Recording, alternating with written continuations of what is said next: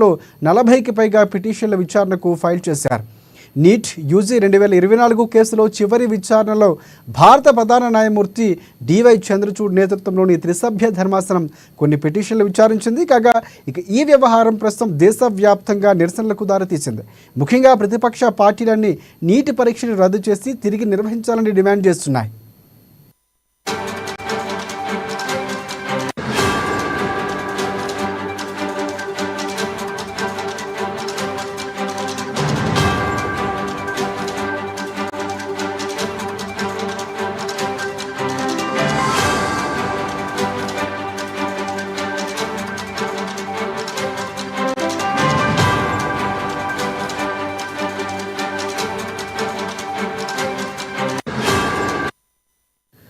Red breaking చూస్తున్నాం. 2024 NEET UG paper లీకేజీపై సుప్రీంకోర్టులో విచారణ జరుగుతుంది. కాగా నీట్ పేపర్ లీకేజీపై సిబిఐ సంచలన అఫిడవిట్ కోర్టులో సమర్పించింది.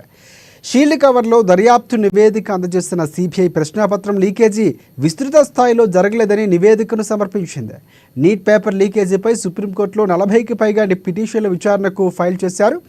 నీట్ యూజీ 2024 కేసులో చివరి విచారణలో భాగంగా భారత ప్రధాన న్యాయమూర్తి డివై చంద్రచూడ్ నేతృత్వంలోని త్రిసభ్య ధర్మాసనం కొన్ని పిటిషన్లు విచారించింది. కాగా ఈ వ్యవహారం ప్రస్తుతం దేశవ్యాప్తంగా నిరసనలకు దారితీసింది. ముఖ్యంగా ప్రతిపక్ష పార్టీలన్నీ నీట్ పరీక్షను రద్దు చేసి తిరిగి నిర్వహించాలని డిమాండ్ చేస్తున్నాయి.